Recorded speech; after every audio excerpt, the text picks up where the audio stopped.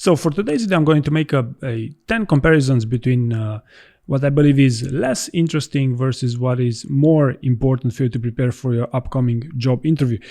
And it is possible that we might disagree on certain elements here, but the main objective, the primary objective here is to brainstorm over what's actually important, the most important to prepare for your specific job interview. And the first comparison I want to make here is between the quality of the sound versus the quality of the video.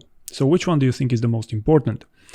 I can tell you it's far more important to have great sound in a virtual onsite nowadays when compared to video. And I've heard of numerous cases where candidates who understood the importance of sound even prefer to use dial-in codes or dial-in numbers versus relying on the digital connection for the sound during the job interview. So sound is really, really important for the job interview. Don't underestimate it. The second comparison I want to make here is between having an answer to a question versus you intentionally delaying maybe a little bit that answer and taking a little bit more risk of you looking a bit awkward but delivering the best possible answer. And this is a very common misconception, especially for people who are just getting started with behavioral interviewing in particular. That is, when you're just getting started, you're concerned that you won't have an answer to a question, whereas the actual problem in a job interview is you don't have the best possible answer to the question you're getting asked. So to come back to the comparison, having an answer is not the thing, it's not the main thing in a job interview. Having the best answer is. So you should take your time to come to the best possible answer. Now, keeping in mind that these behavioral questions are designed in such a way that anyone has an answer to them, so you don't have to, to delay too much the conversation either, right? Coming up with that best possible answer. Number 3, which one's more important, answering relatively quickly or, straightforward to the point, or using the star format? So which one do you think is most important, answering quickly versus the star format? The star format is far more important than answering quickly or to the point or whatever other standard you have. And this applies to 98% of candidates, simply because the interviewers are so used to scanning for that specific star format to screen you, to form an impression, a standardized impression about yourself, that they are expecting you to use star format. So for 99%, 98% of cases, if you don't use the star format, that will sound very awkward. So I would only recommend not using the star format to people applying, for example, for public policy roles or director level roles, or even very senior sales roles, people who are really used to communicate behavioral answers quite quickly and quite concisely. So the star format is really, really important. So take your time to use the star format versus having a quicker answer. Number 4, using metrics versus making sense. So what's more important, to use metrics in a job interview in your answers, in your behavioral answers, or to actually ensure that you make the best possible sense? From experience, the most advertised request when giving a behavioral answer is to use metrics. However, my experience has been slightly different with these things. When reviewing your feedbacks and your sample answers, a couple of times I realized that you don't always make sense. And in my opinion, if you don't really make the best sense, even if you use metrics, that answer will not be very strong in the first place. So you should focus on making sense primarily and using only the metrics that make the most sense for that given answer. So making sense with your answer, even if the answer makes sense in your head, doesn't mean that the answer that you communicate will make sense. So it's a multi-step process, if you want, but making sense is far more important than using metrics in a job interview. Number 5, having a positive attitude versus exhibiting energy throughout the interview.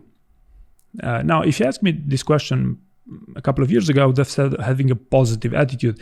But nowadays it looks that more and more employers are energy sells better, to put it simpler. In my opinion, energy showing energy, exhibiting energy throughout the interview will do better than showing a positive attitude, because that positive attitude might be interpreted probably because in different ways. By the way, you can also show energy using positive attitude, but you can show energy also by disagreeing, having backbone in a job interview. So that's why I believe energy sells better in a job interview.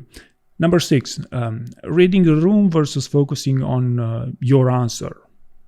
So which one do you think is most important?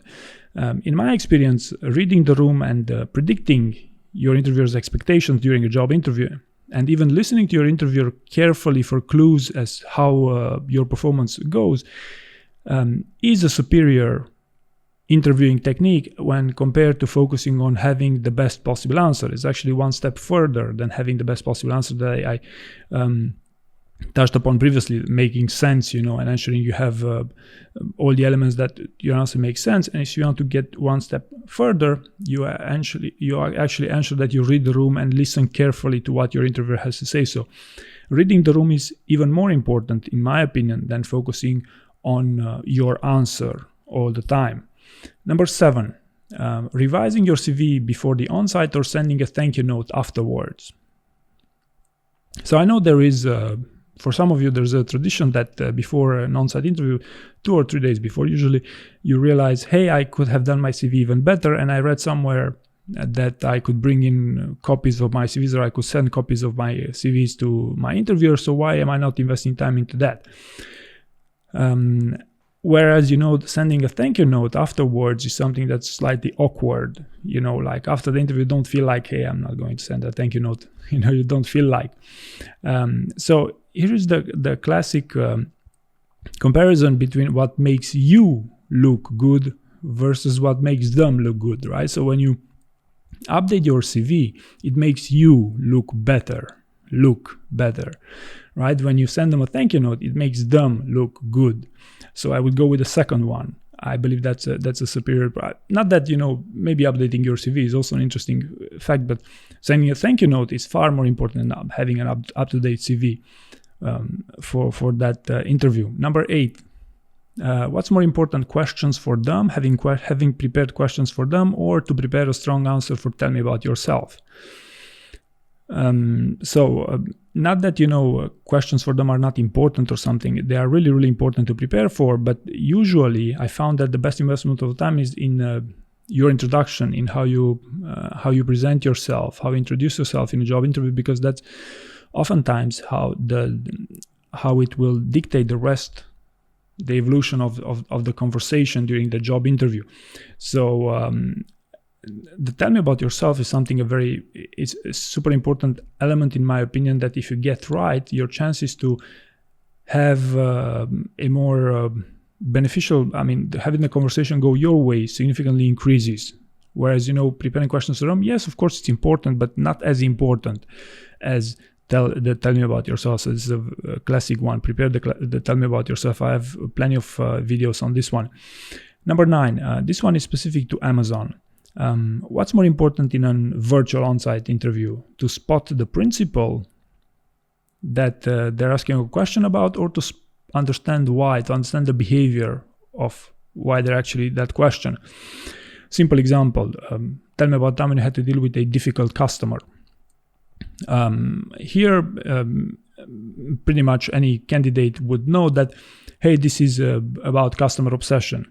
Okay, but what happens further is that if you don't understand the customer obsession as a behavior, you don't understand what it means to actually exhibit customer obsession, basically you will never score high on that customer obsession principle. So long story short, it's much more important to understand why they ask you the question as compared to the principle. Yes, the principle is also fine, but you don't have to really spot each and every principle with these things. So the behavior is important. Why they ask you the question is the most important thing here. And number 10 here, what's most important to prepare for an interview, your strength or your weakness? So while it's not as common for an employer to ask you about your strength, actually your strength is something you should exhibit throughout your interview. So in my opinion, it's at least twice as important to know exactly what's your strength, what you're really good at, what you have, or your three strengths, if you want, going to an interview when compared to your weakness. Because, the weakness, yes, of course, they might ask you this, but that's a one-time event, whereas your strength is something you must exhibit throughout your interviews. So I believe that your strength is far more important to prepare than your weakness going into a job interview. So hopefully, you found this this format, this presentation interesting, and thank you very much for watching.